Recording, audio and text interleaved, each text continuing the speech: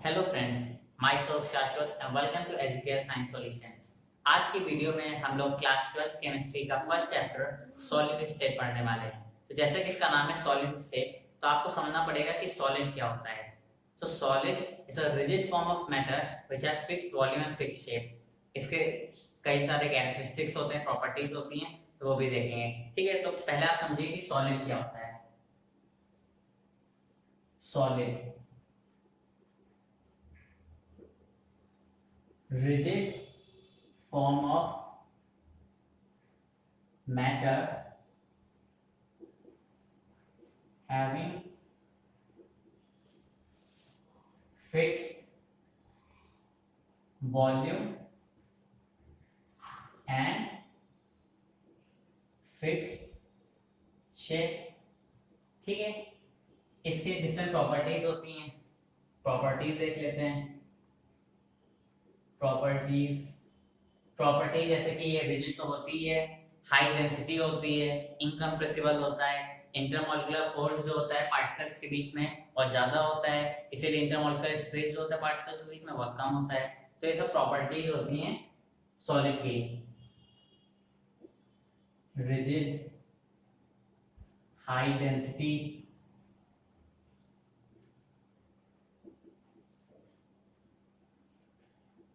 Incompressible,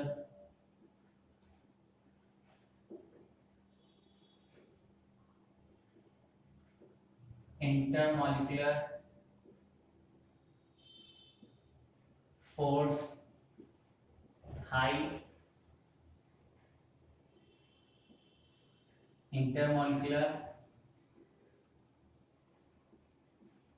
space less etcetera. तो ये सब डिफरेंट प्रॉपर्टीज होती है सॉलिड की। ठीक है, अब आपको समझना पड़ेगा जैसे कि इस चैप्टर में हम लोग चार तरीके के सॉलिड्स पढ़ने वाले हैं। Covalent solid, metallic solid, molecular solid and ionic solid. और इसके एक एक एलिमेंट जो हैं वो ज़्यादा इंपॉर्टेंट होता है, जो एग्जांपल वाइज हम लोग पढ़ेंगे। लेकिन वो बात की बात, सबसे पहले आपको समझना पड़ेगा कि types of metal, types of solid. ठीक है, so types of solid. Solid तो सॉलिड बेसिकली इसमें दो टाइप का हम लोग पढ़ेंगे, क्रिस्टलाइन एंड एमॉर्फस। एग्जांपल के बेसिस पे दोनों को डिफरेंशिएट करेंगे और समझेंगे भी। ठीक है, और जितने भी अभी मैंने सॉलिड बताया वो सब क्रिस्टलाइन सॉलिड के एग्जांपल्स होते हैं। ठीक, तो एग्जांपल इनका डिफरेंस के बेसिस पे हम लोग देखने जा रहे हैं। पहली बात, क्रिस्टलाइन सॉलिड में जो पहला पॉइंट होगा, पार्टिकल्स जो हैं अरेंज होंगे in regular pattern. Particles regular pattern में अरेंज होंगे। ठीक है, एमॉर्फस में क्या होगा, नॉट रेगुलरली अरेंज्ड।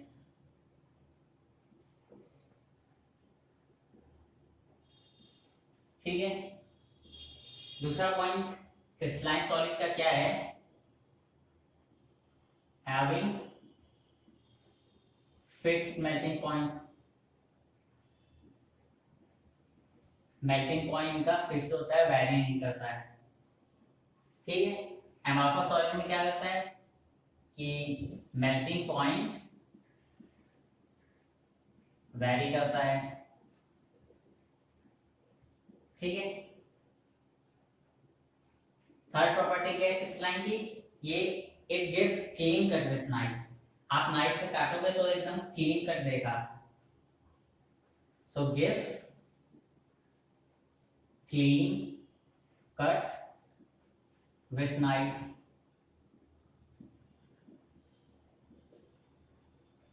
ये नहीं करता है, ब्लंट कर देता है। Not gives clean cut with knife. ठीक है, चौथी प्रॉपर्टी इसकी क्या होता है क्रिस्टलाइन सॉलिड्स की, ये एनिस्ट्रोपिक होते हैं। एनिस्ट्रोपिक का मतलब क्या होता है कि ये शो करेंगे डिफरेंट प्रॉपर्टी डिफरेंट डायरेक्शन में, different property different properties in different directions. ठीक है, ये डिफरेंट टाइप के प्रॉपर्टीज शो करेंगे डिफरेंट डायरेक्शंस में। एमोर्फस सॉलिड क्या होते हैं, ये आइसोट्रॉपिक होते हैं। इसका मतलब क्या है कि ये सेम प्रॉपर्टी शो करेंगे in any direction, same property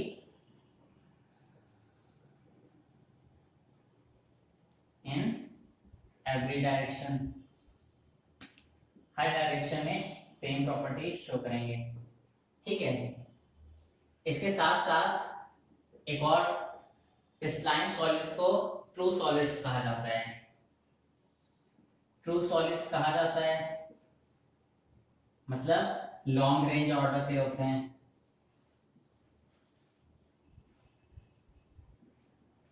इनका जो रेगुलर पैटर्न है वो लॉन्ग रेंज का होता है, मतलब लगभग पूरा क्रिस्टल में सेम ही पैटर्न रहता है, इसलिए ट्रू सॉलिड्स होते हैं।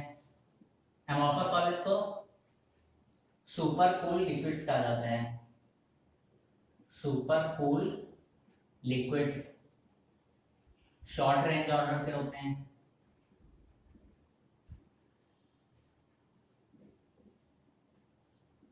ठीक है, एग्जांपल देख लेते हैं। एग्जांपल इसमें NaCl ले लो। NaCl बहुत ही अच्छा एग्जांपल होता है क्रिस्टलाइन सॉलिड का। ठीक है, एमोर्फस में ले लो आप, रबर ले लो, प्लास्टिक, ग्लास एक्सेट्रा। तो ये प्रॉपर्टीज होती हैं क्रिस्टलाइन सॉलिड की और एमोर्फस सॉलिड की। ठीक है, तो अब हम लोग समझेंगे, इसके बाद हमारा जो टॉपिक आता है वो होता है कि टाइप्स ऑफ यूनिट सेल। उससे पहले आपको समझना पड़ेगा कि स्पेस लेटर और यूनिट सेल क्या होता है। तो अब हम लोग देखते हैं अपना नेक्स्ट टॉपिक जो है space lattice and unit cell. Space lattice को क्रिस्टल लैटिस भी बोलते हैं, सिंपली लैटिस भी बोलते हैं, अलग अलग बुक्स में अलग अलग नेम से डिनोट किया हुआ है। ठीक है, तो क्या होता है स्पेस लैटिस और यूनिट सेल। तो स्पेस लैटिस आपने क्रिस्टल देखा होगा, उसमें अभी हमने बताया कि पार्टिकल्स जो हैं किसी पैटर्न में अरेंज होते हैं, तो वो 3 डायमेंशनल जो अरेंजमेंट होता है पार्टिकल्स का क्रिस्टल में, उसी को हम लोग स्पेस लैटिस बोलते हैं। यूनिट सेल क्या होता है, स्मॉलेस्ट 3 डायमेंशनल स्पेस लैटिस और arrangement of particles in crystal unit cell होता है। इसको हम लोग डायग्राम से समझेंगे, लेकिन पहले डेफिनेशन देख लेते हैं। Space lattice,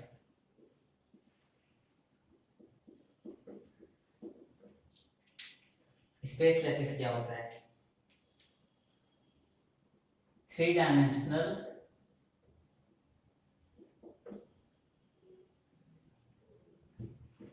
arrangement of particles in crystal। जो भी 3 डायमेंशनल अरेंजमेंट है पार्टिकल्स का क्रिस्टल में, वो हो गया स्पेस लैटिस। यूनिट सेल क्या होता है,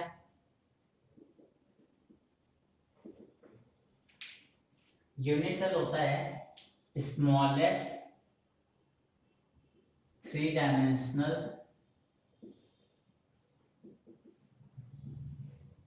स्पेस लैटिस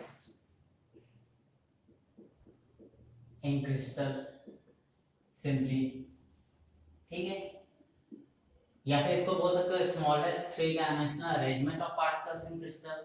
स्पेस लैटिस क्या होता है, वो अरेंजमेंट ही तो होता है पार्टिकल्स का क्रिस्टल में। ठीक है, इसको आप एग्जांपल से समझ लो। मान लीजिए आपके पास ये क्रिस्टल है, ठीक है, अब आपके पार्टिकल्स इसमें पैटर्न से अरेंज कोई भी पैटर्न होगा,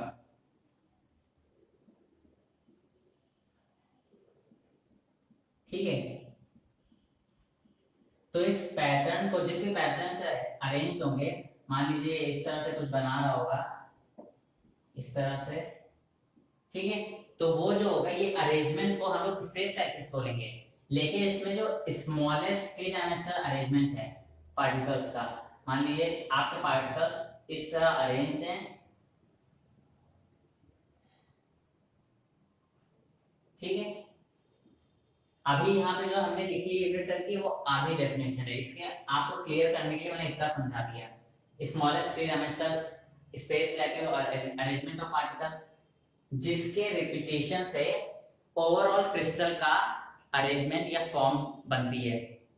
मतलब ये अगर हमारा यूनिट सेल है, मतलब स्मॉलेस्ट थ्री डायमेंशनल अरेंजमेंट है पार्टिकल्स का, अब अगर इसके रिपीटेशन से हमें कोई क्रिस्टल मिल रहा है तब हम इसे यूनिट सेल बोलेंगे। ऐसे यूनिट सेल नहीं बोलेंगे कि हाँ कोई भी पार्टिकल्स थ्री डायमेंशनल अरेंज हो गए तो इसे यूनिट सेल नहीं, उसके रिपीटेशन से जब नंबर ऑफ यूनिट सेल्स मिलेंगे तो क्रिस्टल का फॉर्मेशन भी होना चाहिए, तब उसे हम लोग बोलेंगे कि यूनिट सेल है, ठीक है। तो जिस यहाँ पे आता है whose repetition gives overall structure of crystal, ठीक है। तब हम इसे बोलेंगे कि ये यूनिट सेल होता है। पार्टिकल्स का थ्री डायमेंशनल अरेंजमेंट जिसके रिपीटेशन से ओवरऑल क्रिस्टल का फॉर्म बनती है, ओवरऑल क्रिस्टल का स्ट्रक्चर बनता है, तब हम उसे बोलेंगे कि हाँ ये यूनिट सेल है, ठीक है। अब हम लोग इसमें 5 तरीके के यूनिट सेल्स पढ़ने वाले हैं, ठीक है। So types of unit cell. सो यहाँ पे हम लोग 5 तरह के यूनिट सेल्स पढ़ने वाले हैं। कौन कौन से हैं? पहला जो हो गया सिंपल यूनिट सेल, ठीक है। दूसरा हो गया फेस सेंटर्ड यूनिट सेल, तीसरा हो गया बॉडी सेंटर्ड यूनिट सेल, चौथा हो गया एज सेंटर्ड यूनिट सेल, और पांचवा हो गया एंड सेंटर्ड यूनिट सेल, ठीक है। तो ये 5 तरह के यूनिट सेल्स हैं। क्या होता है वो देखते हैं। इस सिंपल यूनिट सेल में क्या होगा कि मान लीजिए अगर आपका ये यूनिट सेल बन रहा है,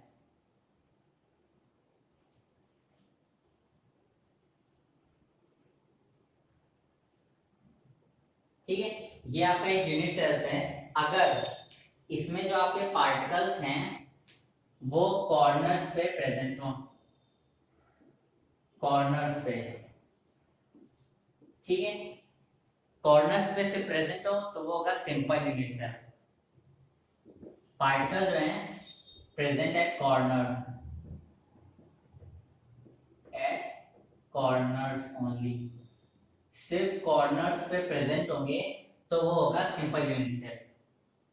फेस सेंटर्ड यूनिट सेल क्या है कि पार्टिकल्स जो हैं वो कॉर्नर पे अरेंज्ड होंगे, साथ ही साथ हर एक फेस के सेंटर पे होंगे।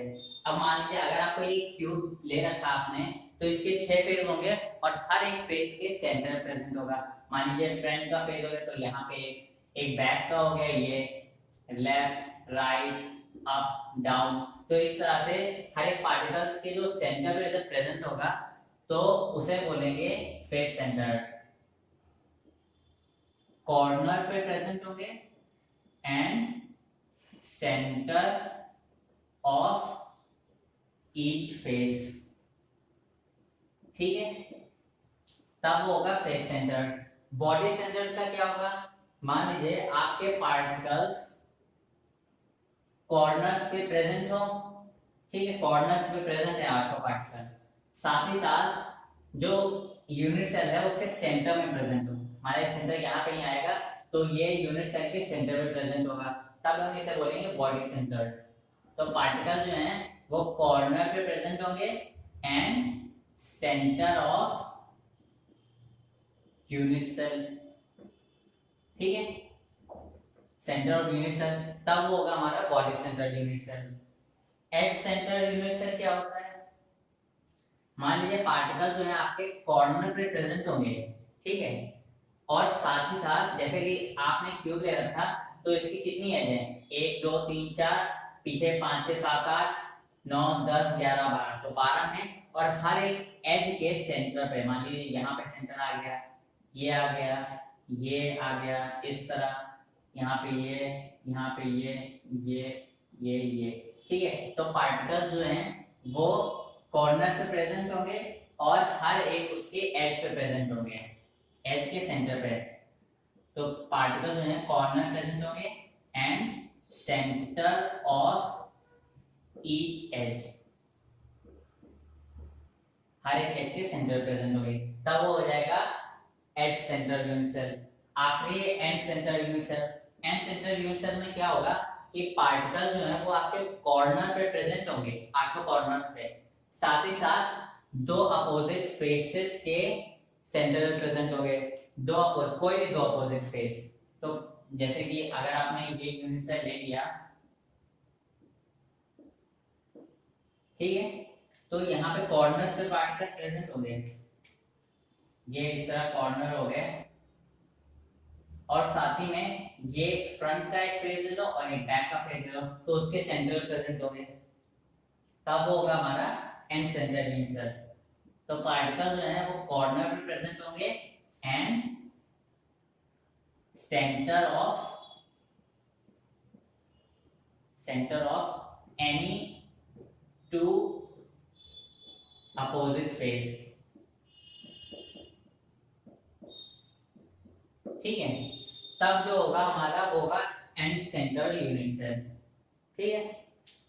अब हम लोग पढ़ेंगे कि अच्छा, इससे पहले आप समझ लीजिए कि सिंपल यूनिट सेल में 7 तरीके के यूनिट सेल्स आते हैं, जिसे कलेक्टिवली ब्रेविस लैटिस बोलते हैं। कौन से 7 तरीके के होते हैं, ट्राइक्लिनिक, मोनोक्लिनिक, टेट्राहेड्रल, ओके, हो गया वो, हेक्सागोनल हो गया, स्क्वायर हो गया, लेकिन क्यूबिक हो गया, लेकिन उससे कोई फर्क नहीं पड़ता क्योंकि अभी वो 12th लेवल पे नहीं पूछा जाता है, वो हायर लेवल्स में होता है, बीएससी में होता है, तो वो 12th लेवल पे नहीं होता है।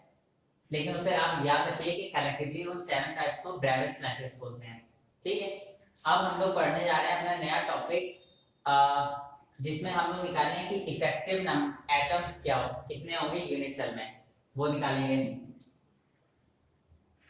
तो अब हमारा जो नेक्स्ट टॉपिक है वो ये है कि ये न्यूमेरिकल बेस्ड है। इसमें हम लोग को पता लगाना होता है कि आपका जो यूनिट सेल है उसमें कितने नंबर ऑफ इफेक्टिव एटम्स हैं या नंबर ऑफ इफेक्टिव पार्टिकल्स हैं। तो ये है calculate number of effective atoms in unit cell, ठीक है। अब हमने 5 तरीके की यूनिट सेल्स पढ़े हैं, तो उसमें जो नंबर ऑफ इफेक्टिव पार्टिकल्स होगा वो भी डिफरेंट होगा। तो उसे समझने से पहले आपको एक टेबल समझना पड़ेगा जिसमें हम ये वैल्यूज पुट करेंगे। अगर आपके जो पार्टिकल है वो कॉर्नर पे प्रेजेंट होता है, ठीक है, तो उसकी वैल्यू जो है वो 1/8 हो जाएगी, क्योंकि वो 8 यूनिट सेल में शेयर होगा, ठीक है, तो उसकी वैल्यू 1/8 हो जाएगी, ठीक है।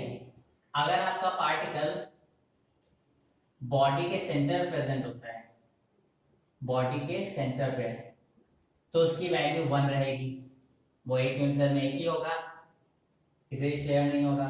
तीसरा है अगर वो होगा सेंटर ऑफ फेस, अगर वो फेस के सेंटर में प्रेजेंट होगा तो वो 2 यूनिट सेल के बीच में शेयर होगा, ठीक है। ये अगर आपके 2 यूनिट सेल की वॉल्स है तो वहां पे 2 यूनिट सेल से शेयर होगा तो उसकी वैल्यू 1/2 आ जाएगी। और अगर आपका पार्टिकल एज पे प्रेजेंट होगा तो उसकी वैल्यू 1/4 होगी, 4 उससे शेयर होगा यूनिट सेल से, ठीक है। तो ये वैल्यूज आप याद रखिएगा, इसी से आप कैलकुलेट कर सकते हैं। तो हमारे पास 5 तरीके के थे, simple unit cell, body centred, face centred,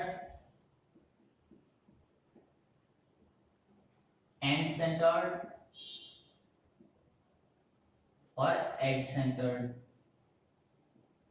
ठीक है, अब इसको कैसे निकालें वो देखते हैं। लॉजिक लगाना पड़ेगा आपको। सिंपल यूनिवर्सल में क्या आपने पढ़ा था कि पार्टिकल्स जो हैं वो कॉर्नर पे अरेंज होते हैं। अगर आप हम स्ट्रक्चर ले रहे हैं ये वाला, ठीक है, कॉर्नर्स पे प्रेजेंट होंगे, 8 कॉर्नर्स पे प्रेजेंट होंगे, तो 8 पार्टिकल्स हो गए। और कॉर्नर पे प्रेजेंट है तो अभी आपने वैल्यू देखी 1/8 होती है, तो आप उसको इनटू कर दीजिए 1/8 से, कितना आया 1 आया। तो सिंपल यूनिट सेल में जो नंबर ऑफ इफेक्टिव एटम होता है वो 1 होता है। ठीक है, अब आप समझिए बॉडी सेंटर्ड यूनिट सेल में। बॉडी सेंटर्ड यूनिट सेल में अभी आपने पढ़ा था कि पार्टिकल्स जो है वो कॉर्नर पे प्रेजेंट होते हैं और यूनिट सेल के सेंटर पे बॉडी के। ठीक है, तो उसमें क्या होगा, 8 पार्टिकल जो हैं जिनकी वैल्यू 1/8 है वो तो प्रेजेंट होंगे कॉर्नर्स पे, और साथ ही में एक होगा जो बॉडी के सेंटर में होगा, बॉडी सेंटर की में जो होगा उसकी वैल्यू 1 होगी, तो +1 कर लीजिए, तो ओवरऑल वैल्यू इसकी 2 आएगी, यहाँ से कट जाएगा 1 + 1 2। ठीक है, फेस सेंटर पे प्रेजेंट होगा तो कॉर्नर्स पे तो प्रेजेंट होता है इसमें, अभी आपने पढ़ा था।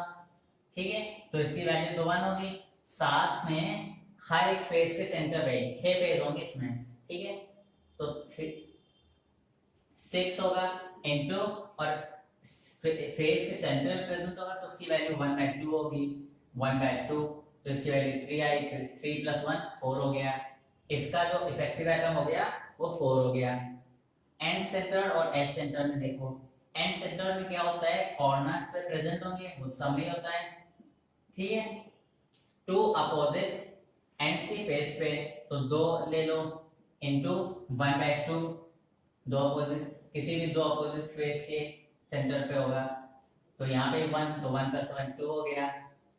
एच सेंटर में क्या हो गया, कॉर्नर्स पे प्रेजेंट होंगे प्लस हर एक एज के सेंटर पे प्रेजेंट होगा, तो एज कितनी है 12 होगी, काउंट कर लीजिए 1 2 3 4 5 6 7 8 9 10 11 12, तो 12, और हर एक उसकी वैल्यू क्या होगी 1/4 होगी, 1/4, तो यहाँ से 3 है, 3 + 1 4। तो ये आपको याद रखना पड़ेगा, ये कैलकुलेट भी आप कर सकते हैं अगर आप भूल जाएं, ये वैल्यूज तो आपको याद ही रखनी पड़ेगी और ये कैलकुलेट भी कर सकते हैं, वैसे तो इन्हें भी याद कर लीजिए। तो ये तो हो गया किस तरह इफेक्टिव एटम्स निकालेंगे। ठीक है, और इसको जो है वो Z से डिनोट किया जाता है, Z से। अभी न्यूमेरिकल्स होंगे तो उसमें Z की वैल्यू दे देगा तो आप इजीली, या पूछ लेगा तो आप निकाल सकते हैं। ठीक है, ये तो हो गया हमारा इफेक्टिव एटम्स कैलकुलेट करना। अब हम बात होती है कि डेंसिटी ऑफ क्रिस्टल, इस पे भी बहुत ज्यादा न्यूमेरिकल्स पूछे जाते हैं। डेंसिटी ऑफ क्रिस्टल,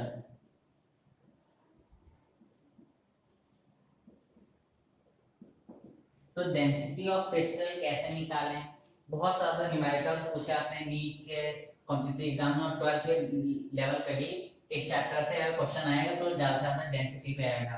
ठीक है, तो इससे पहले आपको एक फॉर्मूला समझ लेना होगा। फॉर्मूला क्या होगा डेंसिटी निकालने का, वो होगा m × z upon na × a³। अब इसमें m क्या होगा, m जो होगा वो होगा एटॉमिक मास ऑफ एलिमेंट, जिसका भी आप क्रिस्टल ले रहे हो उसका एटॉमिक मास m हो गया। z क्या हो गया, अभी आपने पढ़ा effective atom, number of effective atom. ठीक है, Na क्या हो गया, Na हो गया आपका एवोगैड्रो नंबर,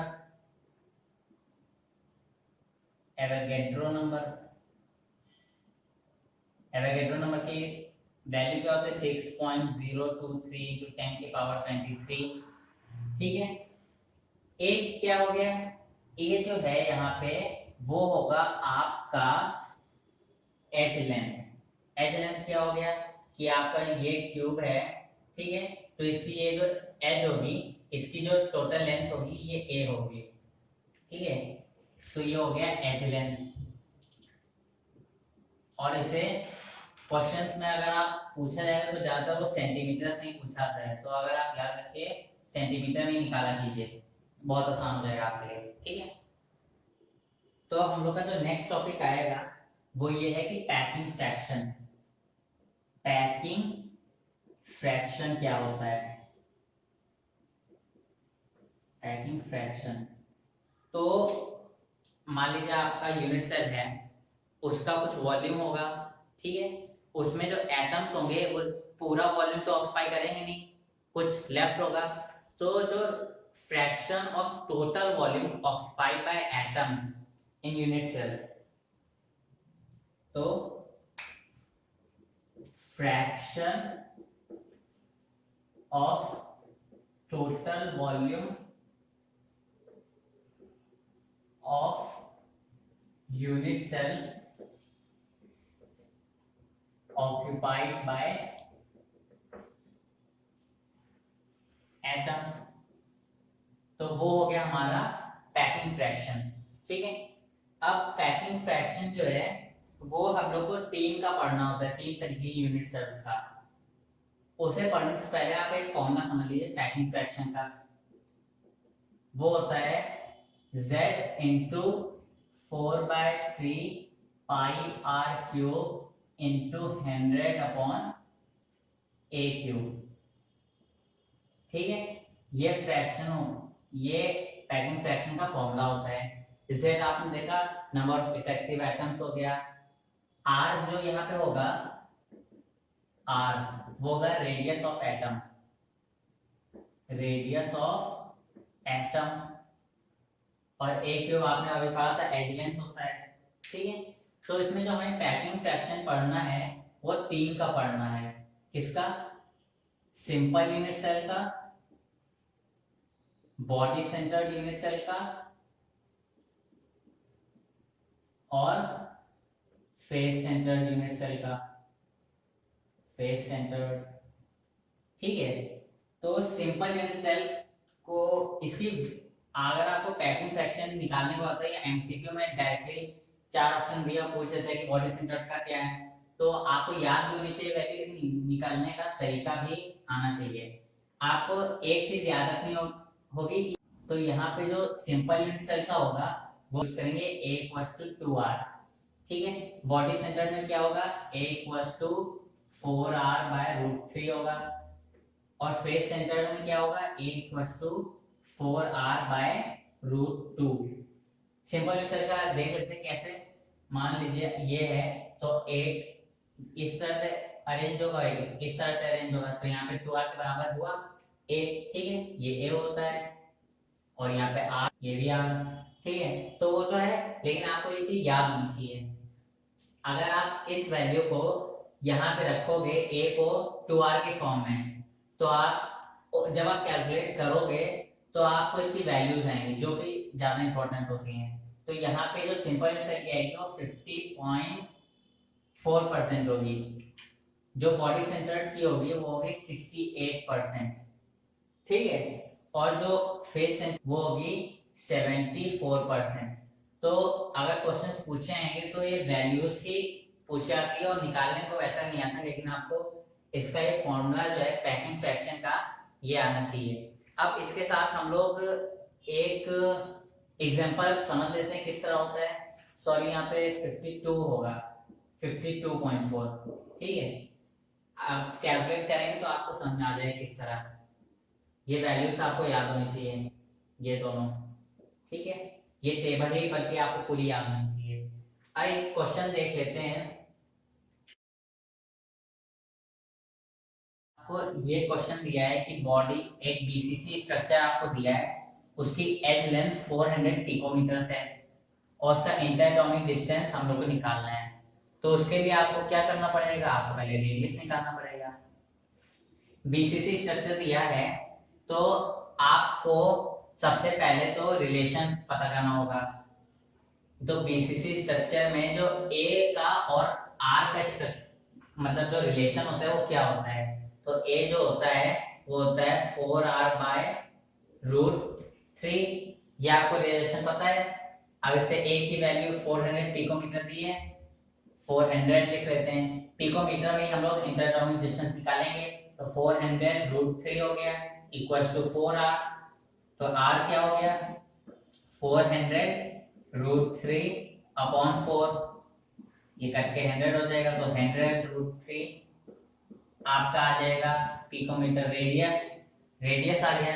इंटरएटॉमिक डिस्टेंस निकालनी है, मतलब आपको डायमीटर निकालना है, तो 2 इंटू आर हो गया, तो d जो होगा वो 2r के बराबर होगा। तो 2 इंटू ये वैल्यू आपकी r की आ गई 100√3, वही वैल्यू आप रख दीजिए 100√3, तो आपका आएगा 200√3 पिकोमीटर। ठीक है, तो ये आपका इंटरएटॉमिक डिस्टेंस आ गई। न्यूमेरिकल्स अगर इससे आएंगे पैकिंग फ्रैक्शन से, तो दो ही तरीके के आएंगे। पहला इस तरीके का जिसमें आपको कोई भी तरह का स्ट्रक्चर, अगर आपको बीसीसी की जगह एफसीसी दिया होता, फेस सेंटर्ड यूनिट सेल, और तब भी क्वेश्चन इसी तरह का, आपको वैल्यू ये रखनी पड़ेगी। तो इसीलिए मैंने फॉर्मूला लिखा था कि आपको ये वैल्यू याद होनी चाहिए। ठीक है, और दूसरा जो टाइप का क्वेश्चन आएगा वो डायरेक्टली आएगा कि पैकिंग फ्रैक्शन बताओ। फेस सेंटर्ड का 74 हो गया, बॉडी सेंटर्ड का 68 हो गया, सिंपल का 52.4 हो गया। वैसे सिंपल का पूछते ही नहीं है, लेकिन आपको पता होना चाहिए। ठीक है, तो ये जो हो गया ये हमारा सॉलिड स्टेट का पार्ट 1 हो गया। अब जो नेक्स्ट वीडियो में मैं बताऊंगा, तो वहां से हम लोग क्लोज पैकिंग स्ट्रक्चर चालू करेंगे। ठीक है, थैंक यू।